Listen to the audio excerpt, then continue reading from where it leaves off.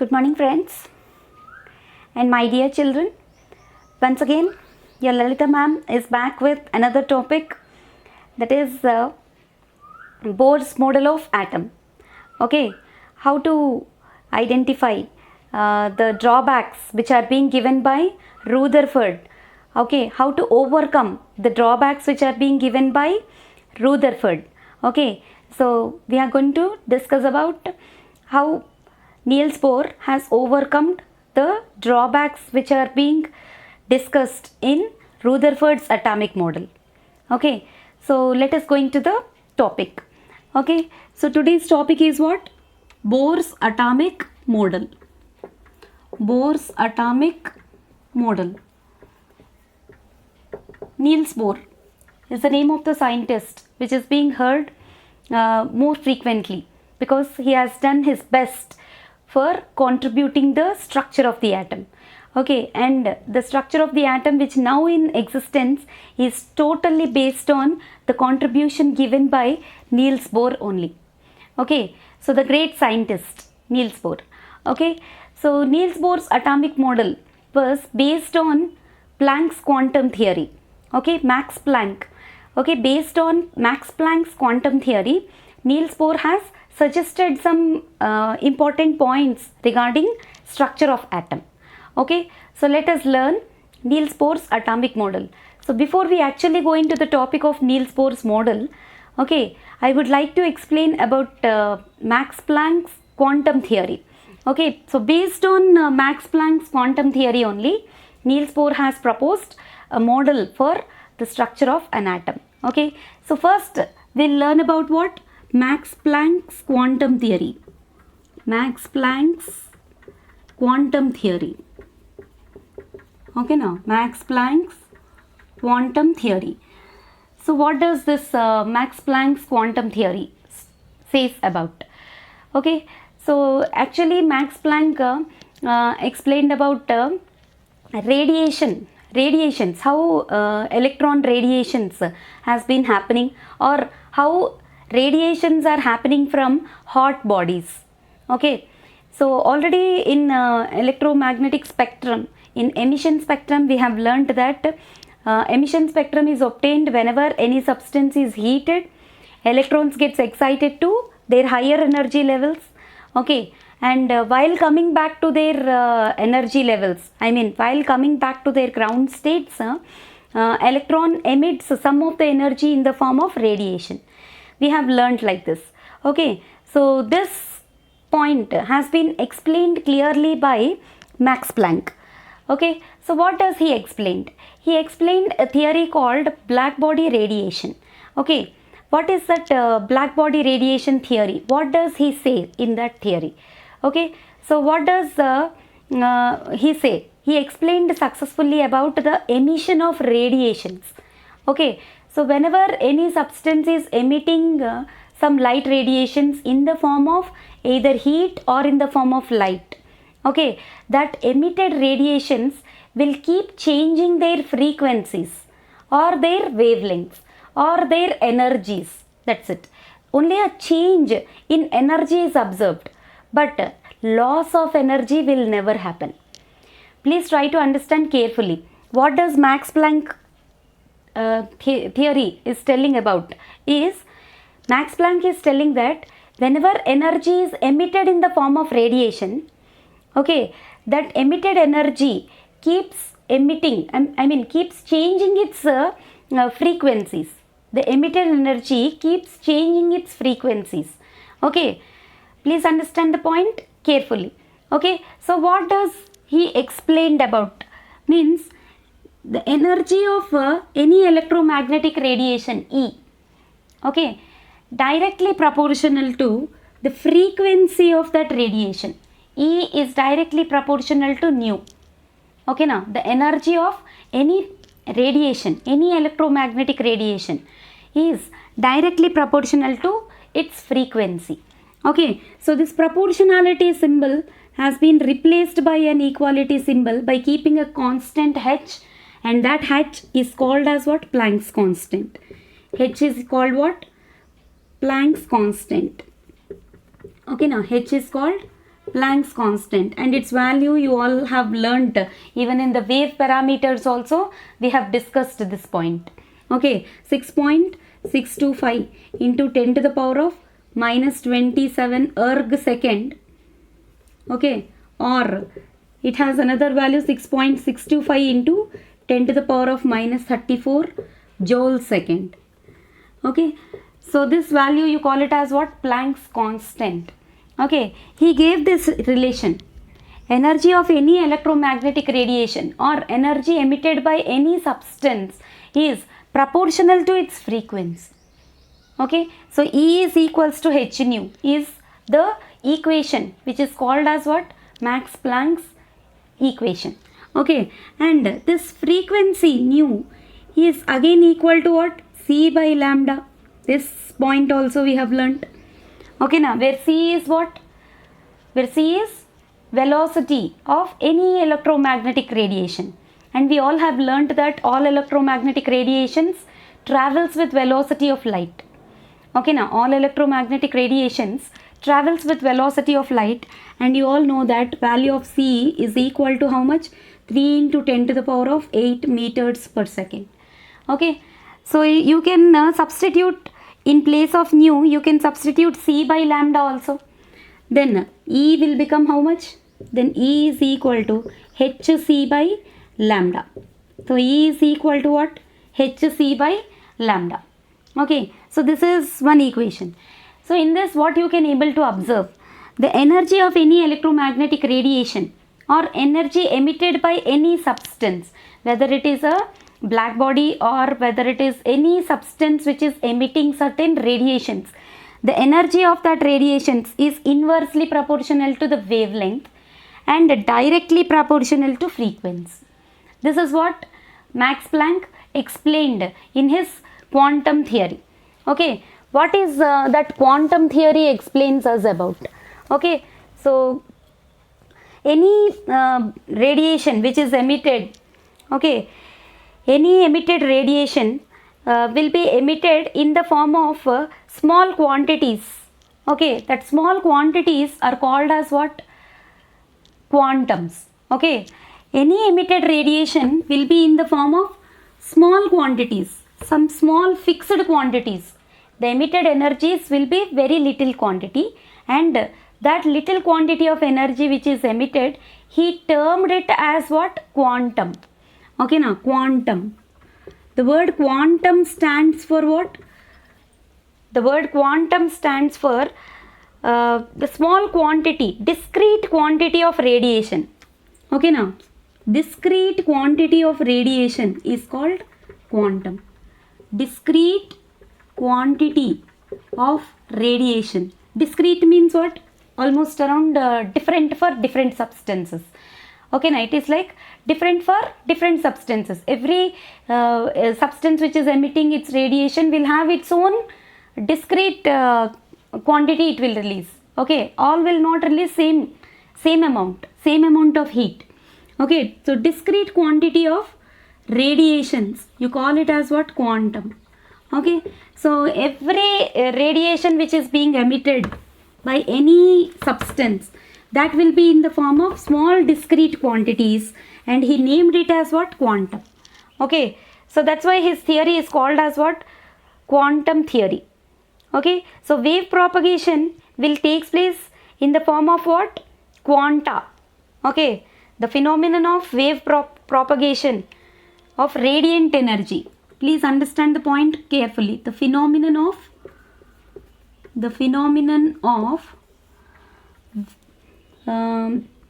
radiant energy. The phenomenon of radiant energy. Okay, now the phenomenon of propagation of radiant energy in the form of packets. The phenomenon of propagation of radiant energy. Propagation of radiant energy. Okay, radiant energy in the form of small discrete fixed quantities. Okay, small discrete fixed quantities. Okay, so this phenomenon you call it as what? Quantization of energy. Quantization of energy. Okay, now quantization of energy. Why we are learning about this? Once recall to Rutherford's atomic model. Drawbacks of Rutherford's atomic model. Rutherford said that if electron keeps revolving around the nucleus, centripetal and centrifugal forces are going to act on that. That is correct only. But you remember the classical law of physics and the scientists who are dealing with that, they questioned Rutherford. Any object which is moving continuously should lose its energy and fall in the nucleus. Okay, that is only wrong. What they were proposing is only wrong. That is what Max Planck is telling. No substance will lose energy.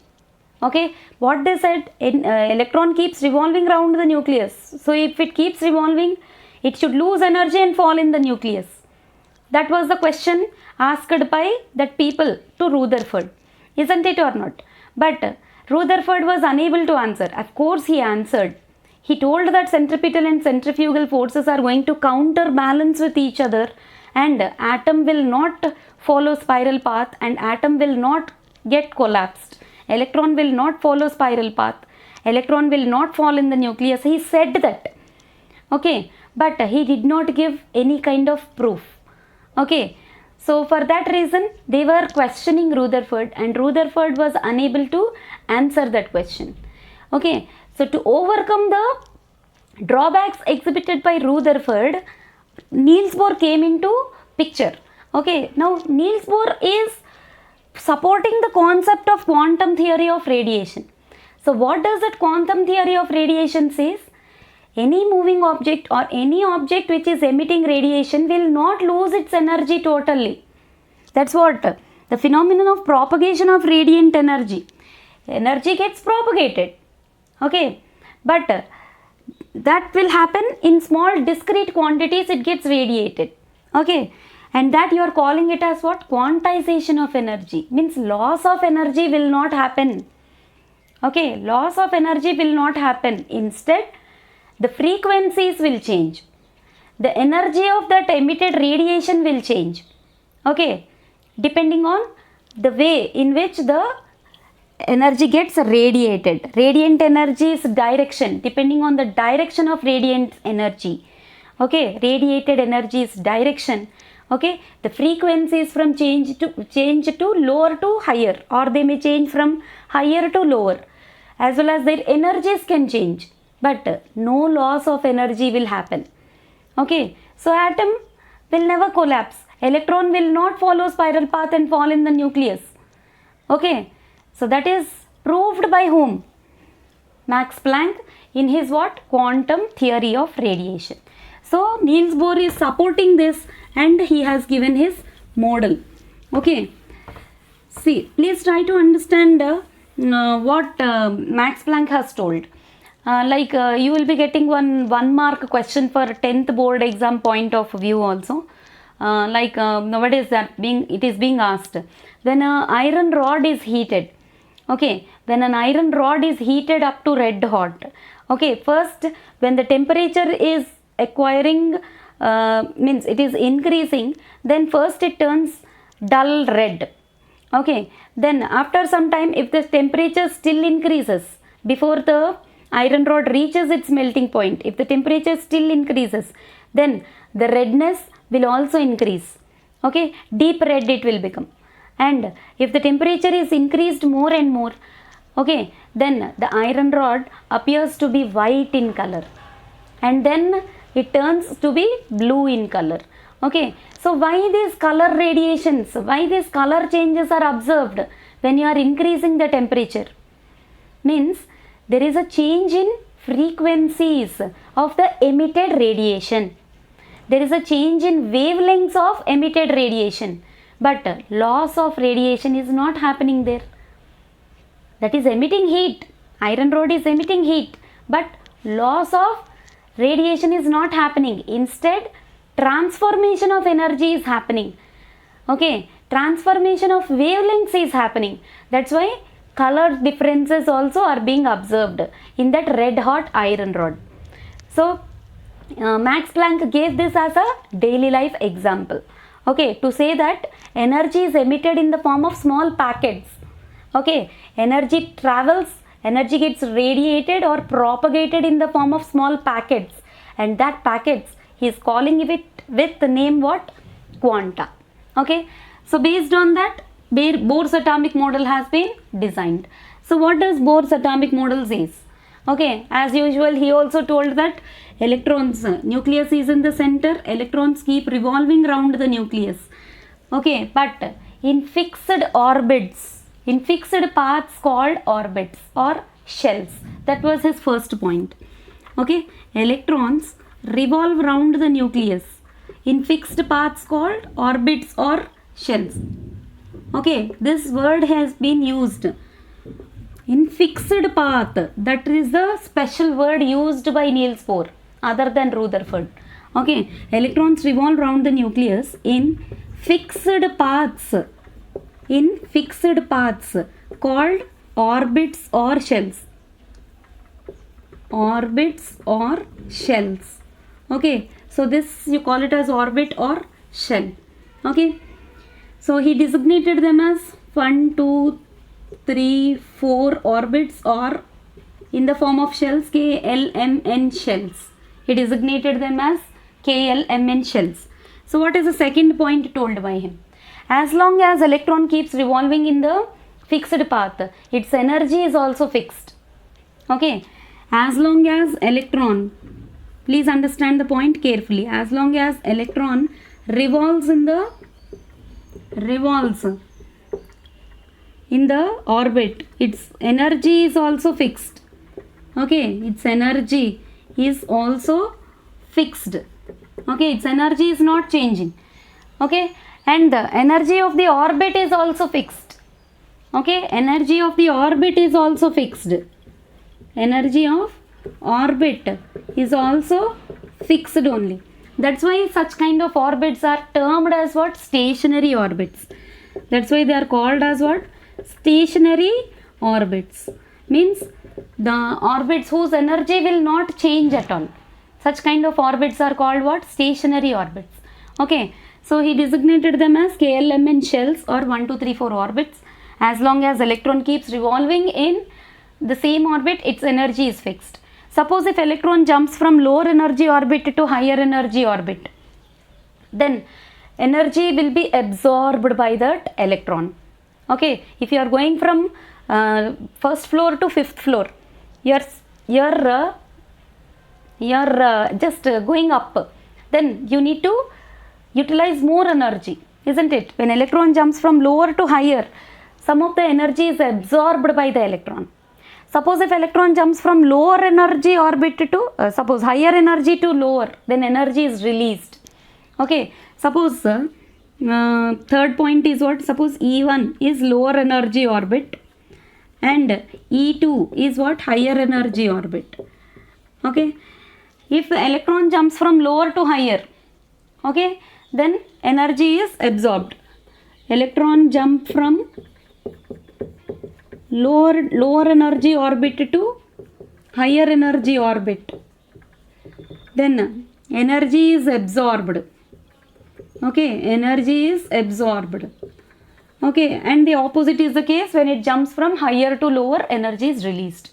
This point also he told, right? So this difference in energies, okay na, this difference in energies E2 minus E1 is also kind of energy only, no? This difference in energies is equal to what? E is equal to h nu, that is based on Plancks equation. So this difference in energy is equal to what? H nu, based on the frequencies of that particular orbits also. This difference in energy is equal to E2 minus E1 is equal to what? H nu. Okay, and he also told one very important point, that is about angular momentum. Okay, the angular momentum. See, if any object is traveling in the circular path, any object which is moving will have a certain momentum. Momentum you all know. Okay, momentum means what? Mass into velocity. Momentum is mass into velocity. Is called what? Momentum. Okay, momentum denoted by the letter L. You all know. Okay, L is equals to m into v. Okay, but if it is traveling in the circular path, it will have angular momentum. Okay, angular momentum means with respect to the radius. Then the angular momentum exhibited by electron, angular momentum of electron. Okay, angular momentum of electron is given by the integral multiples of h by 2 pi. Okay, the angular momentum of electron is given by what? The integral multiple of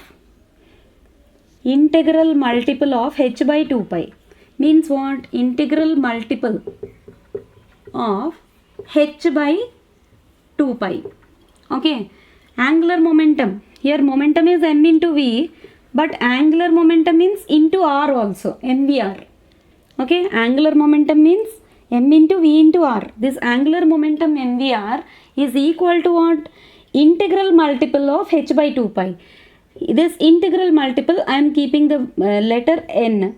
mvr is equal to nh by 2 pi, where n stands for what? Orbit number. Okay, now where n stands for what? Where n is equal to orbit number, first orbit, second orbit, third orbit, like that. Okay, so if the electron is in first orbit, you will keep n value 1. Okay, for first orbit, angular momentum is equal to h by 2 pi. For second orbit, angular momentum is equals to 2h by 2 pi. Third orbit, 3h by 2 pi, like that. It is equal to what? Integral multiple of h by 2 pi. So the mvr is equal to what? nh by 2 pi. This is called as what? Bohr's quantum condition. This condition is called what? Bohr's quantum condition. This condition is called what, Nana? Bohr's quantum condition. mvr is equal to nh by 2 pi. How this mvr is equal to nh by 2 pi? This equation, how it got? Okay, that we will be learning in the next coming videos. Okay, so these are the proposed points for atomic structure, I mean model of an atom by Neils Bohr. Okay, so these are the different postulates of Bohr's atomic model. Then if you go for drawbacks, even drawbacks are also there. For Bohr's atomic model, drawbacks are also there. Drawbacks, what are the drawbacks? Okay, shortcomings or drawbacks of Bohr's atomic model. Okay, so the first and foremost thing is Bohr's atomic model is applicable only to single electronic species. Okay, this model is applicable only to what? Applicable only to single electron species. Single electron species means species which are having only one electron, like hydrogen having only one electron, then He plus ion, Li2 plus ions, okay, Be3 plus ions, like that, whichever are having single electrons. For such kind of species only Bohr's atomic model is applicable. Okay, for multi-electron species, he could not explain about the spectral lines and all. He did not explain about that. So it is applicable only to what? Single electron species. That is first point, first drawback. And the second thing is, he could not explain Zeeman and Stark effects. He could not explain Zeeman and Stark effects. So what are Zeeman and Stark effects? Zeeman effect means splitting of spectral lines in presence of magnetic field. Okay, so Zeeman effect means what? Zeeman effect means splitting of spectral lines. Splitting of spectral lines. Splitting of spectral lines in presence of magnetic field is called as Zeeman effect. In presence of magnetic field. Okay, in presence of magnetic field is called Zeeman effect.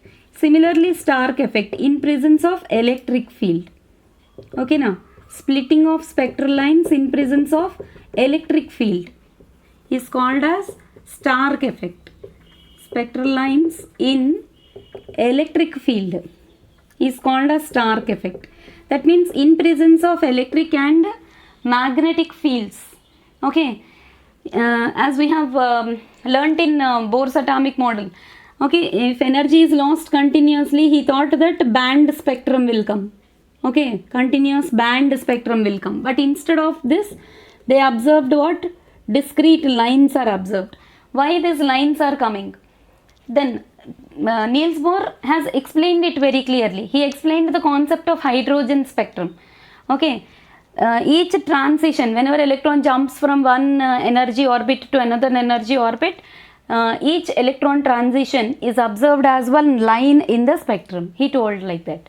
That's very correct. He explained that very well in hydrogen spectrum also, and we will also be learning about hydrogen spectrum, about Lyman, Balmer, Paschen, Brackett and Fund series. Okay, there you will be understanding, okay, how these lines are formed inside the spectrum. Okay, that we will be learning in the next video. So he explained that very clearly. Why discrete lines are coming means each electron transition is observed as one line in the spectrum, that he told. But in presence of magnetic or in presence of electric fields, each line is further splitted into still smaller lines. Okay, now each discrete line is further still splitted into still smaller lines. That splitting of spectral lines in presence of magnetic field, you're calling it as Zeeman effect, and in presence of electric field, you're calling it as Stark effect. And these Zeeman and Stark effects were not explained by Neils Bohr. Okay, so that was his one of the drawbacks. Okay, so this is one thing. And the third thing is he could not explain the formation of chemical bonds. Okay, the third important point is he could not explain, I'll write it here only. He could not explain the formation of what? Chemical bonds. He could not explain the formation of chemical bonds. Okay, so these are the drawbacks of what? Neils Bohr. Okay, he could not explain the formation of chemical bonds, right? So these are the what? Drawbacks of Neils Bohr's atomic model. Okay, so this is all about Bohr's atomic model proposals and all, and how he calculated energy and radius of the orbits, everything we will be learning in the next coming video. Until then, please keep learning, happy learning. Okay, keep watching my videos, and those who are watching my videos for the first time, please kindly subscribe to my channel. That's my personal request. Okay, happy learning. Your hard work is your superpower. Okay, thanks for watching. Bye.